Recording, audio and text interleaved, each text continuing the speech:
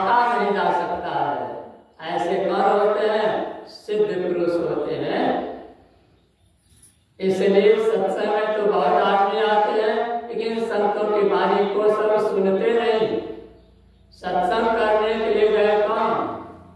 भगवान शिव और उनके साथ उनकी पत्नी सती, ये दोनों चले गए कुंभज ऋषि के यहाँ। और कुंभज ऋषि इन दोनों के चरण पखारे चरणामृत लिए आगा स्वागत किए। तो सती के मन में हो गया कि साधारण आदमी है, मनुष्य है, और मेरे पतिदेव तो शिव है, ये भगवान है, त्रिलोकीनाथ है। मेरे पति बाबा से ज्यादा है, मेरे पति भगवान है, ये बाबा जी मनुष्य है। संदेह हो गया कि संत है कि नहीं है। संत के वेश में बहुत आदमी है, लेकिन कौन संत है पहचानना मुश्किल है। हमारे गाँव में यादव जी है, भैंस चराते चराते बाबा जी बन गए, भैंस चराते चराते बाबा जी बन गए। आप भजन कीर्तन गाने के लिए सीख गए, अब उनका भी प्रोग्राम चलता है। तो कौन संत है कौन नहीं, इसका पता सबको नहीं चलता।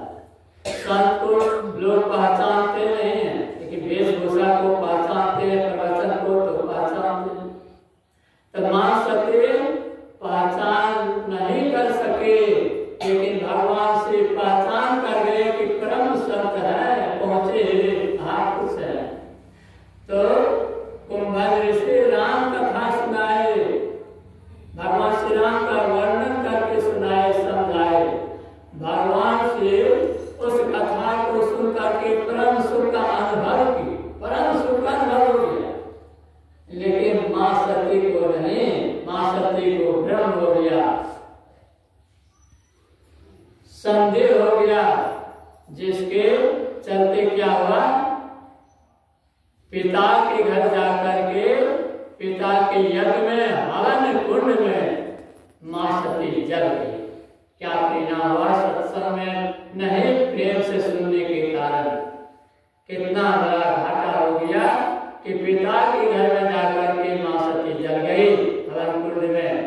अब भगवान से प्रेम से कुंभज ऋषि की वाणी को सुने, कितना बड़ा लाभ हो गया। शंकर सहस्रों संहारा, लगी समाधि अखंड अपारा। भगवान शिव संतों की वाणी को सुन करके, समझ करके, चिंतन मनन करके निधि ध्यान करने लगे, जीवन उतारने का प्रयास किए, तो समाधि लग गई, समाधि लग गई और अपने सहस्रों को पहचान गए। कितने दिन तक समाधि में रह गए? तो सुनते हैं 87,000 वर्ष जब ध्यान बैठे थे, बैठे रह गए। सत्संग सुनने से बहुत बड़ा लाभ होता है, और सत्संग स्थल पर पहुंचने के बाद अगर हम नहीं सुनते हैं, बहुत बड़ा घाटा हो जाता है। इसलिए भगवान शिव कहते हैं गिरिजा से, हे गिरिजा, संत समागम में जितना लाभ होता है उतना लाभ और कहीं नहीं होता है, मुझे अनुभव है गिरिजा। इसलिए संत महापुरुष के सानिध्य में जाकर हम प्राणी को साधु संत का दर्शन करना चाहिए, उनकी अमृत वाणी को सुन करके हम लोगों को अमर जीवन को प्राप्त कर लेना चाहिए। इसलिए हमको परमात्मा मनुष्य शरीर प्रदान किए हैं। लेकिन अफसोस है, ये देव दुर्लभ शरीर हम लोगों को मिला है। जो शरीर देवी देवता चाहते हैं, ललायित है, व्याकुल है, परमात्मा से निवेदन करते हैं कि हे प्रभु, मुझे भी मनुष्य का शरीर प्रदान कीजिए, ताकि साधन भजन करके, ध्यान करके, सत्संग करके, आपके सहस्त्रों को जान करके अपने सहस्त्रों को जानेंगे और अपने जीवन को सफल कर लेंगे। जीवन धन धन हो जाएगा, शाश्वत सुख मिल जाएगा, अविनाशी सुख मिलेगा, अनाशी सुख समाप्त हो जाएगा।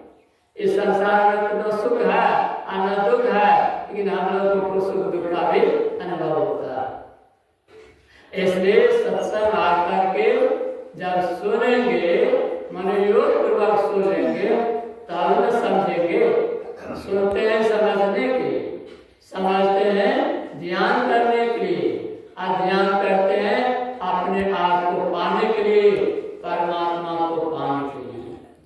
इसलिए निधि ध्यासन में उतारना। निधि ध्यासन में कैसे उतरेंगे? हम लोगों को गुरुवार बता दिए हैं कि जप कीजिए। जप में सर्वश्रेष्ठ जप है मानस जप। उससे पहले है उपांशु जप। उपांशु जप से पहले है बैखरी जप।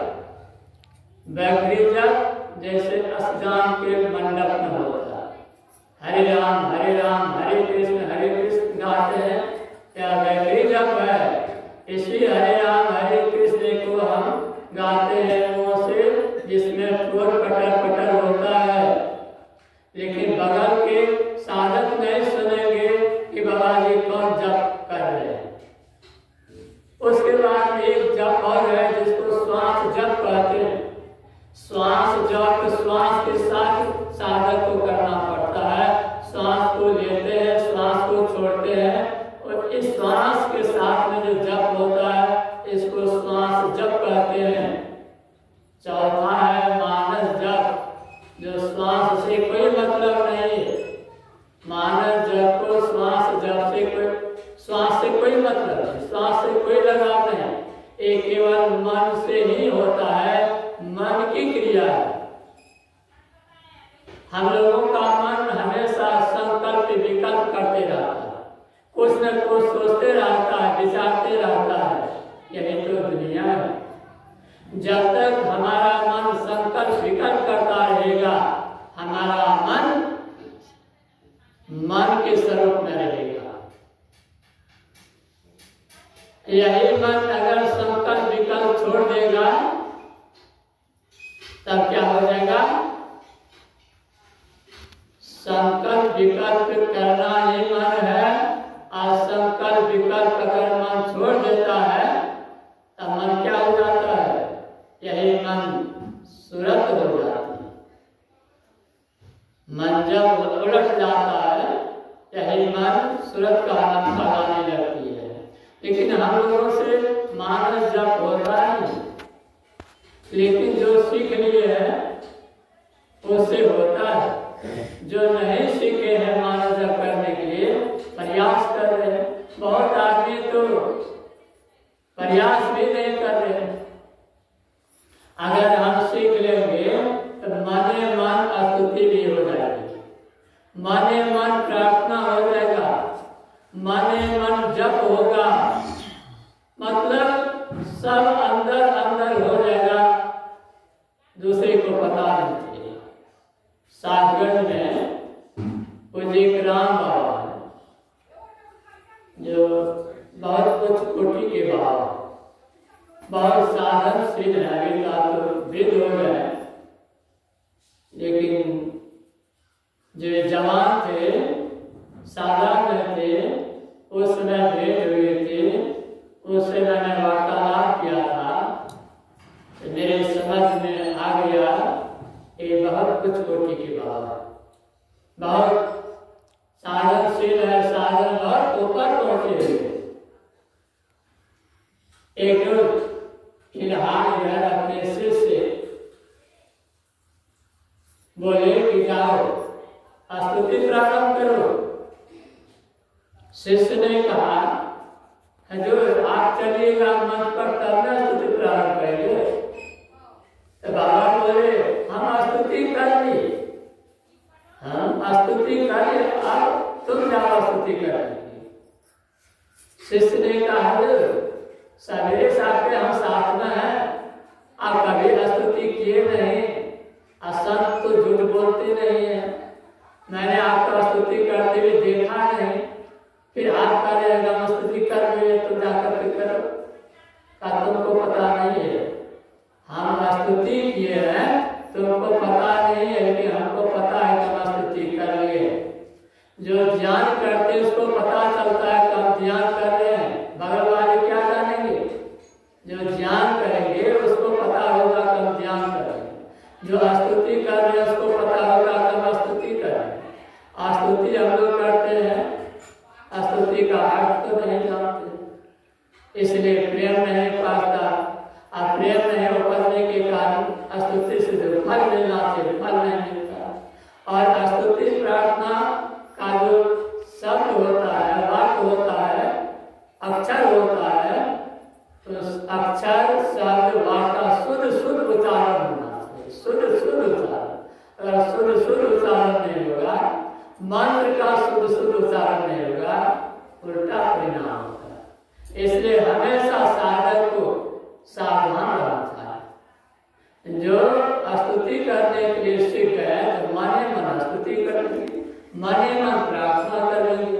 विराट एक जगह बोले कि हम लोग जोर जोर से इसलिए स्तुति करते हैं ताकि दूसरे लोग सुने, सीखे, समझे, वो लोग भी करेंगे। लेकिन स्तुति प्रार्थना ध्यान अंदर से भी लोग कर लेते हैं, मन में कर लेते हैं। तो हम लोग मानस जब जब करते हैं तो समझिए जब तक संकल्प विकल्प होता रहेगा जप नहीं होगा। और संकल्प विकल्प जब खत्म हो जाएगा तब जप शुरू होगा। और जब शुरू हो जाएगा तो जप पर पहले अधिकार करना चाहिए। अभी हम लोगों का अधिकार जप पर नहीं है। जप करने के लिए बैठते हैं तो जप नहीं होकर के गप शुरू हो जाता है। ऐसा होता है कि नहीं होता? क्यों होता है? कि जप पर अभी अधिकार नहीं है, जप से हमको मेल नहीं हुआ है, जप से हम अलग हैं और जप हमसे अलग। लेकिन ऐसा जप होना चाहिए, ऐसा जप होना चाहिए। कैसा जप? जैसे चीनी को मिलाते हैं, पानी में देते हैं, चीनी अलग और पानी अलग रहते हैं नहीं। उसी तरह से हम साधक जब जप करने के बैठते हैं तो जप में उस तरह से हमको घुल जाना चाहिए, मिल जाना चाहिए जैसे पानी में चीनी मिल जाती। उसी तरह से अगर जप में हम मिल जाएंगे ना तो गौर भी करेंगे तो जप छूटेगा नहीं, शादी से बात भी करेंगे जप छूटेगा नहीं, भोजन करेंगे जप नहीं छूटेगा, हमेशा जप होता रहेगा। अच्छा, हमेशा जप करने का अभ्यास हो जाएगा, हमेशा जप होने लगेगा और मन कैसा हो जाएगा? ये मन शीशा हो जाएगा। अभी मन लोहा बना हुआ, लोहा का अगर हम दीवार बना करके लगा देंगे उस पार नहीं देख सकते। लेकिन लोहा का दीवार नहीं लगा करके, लोहा का दीवार नहीं लगा करके अगर शीशा का दीवार लगा देते हैं, इस पार भी देखेंगे, उस शीशा के उस पार भी देखेंगे। जैसे कांच के अलमारी में हलवाई भाई मिठाई रखते हैं तो कांच के अलमारी के बीच में जो मिठाई है उस मिठाई को देख लेते हैं ना। उसी तरह से जप के द्वारा जब मन को साफ कर देंगे, बिल्कुल साफ हो जाएगा तो मन कैसा हो जाएगा? शीशा की तरह। संतों ने कहा मन क्या है? मन हरि का दर्पण, एक परमात्मा का आईना है। मन क्या है? हरि का दर्पण है। और जब मन साफ हो जाएगा तो हरि का दर्शन होगा। कौन हरि का दर्शन होगा? तो गोस्वामी तुलसीदास जी महाराज लिखे हैं, बंदों गुरुपद कंज कृपा सिंधु नर रूप हरि। मनुष्य के रूप में जो हरि है कौन है? जो कुर्सी पर विराजमान है, जो संत सदगुरु है, ये मनुष्य के रूप में हरि होते हैं।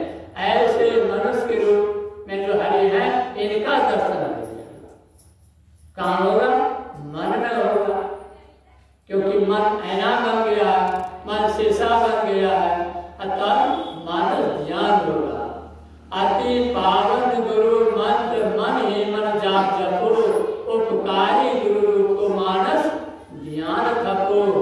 जो मंत्र गुरु बता देते हैं वह मंत्र बहुत पवित्र होता है, बहुत पवित्र। उस पवित्र मंत्र का जप करेंगे, हमारा मन भी बहुत पवित्र हो जाएगा। और उस पवित्र रूप का ध्यान करेंगे तो सूरत भी पवित्र हो जाएगी। और जब सूरत पवित्र हो जाएगी तो अग्नियुक्त से चेतन के दोनों धार को 12 अंगुल पर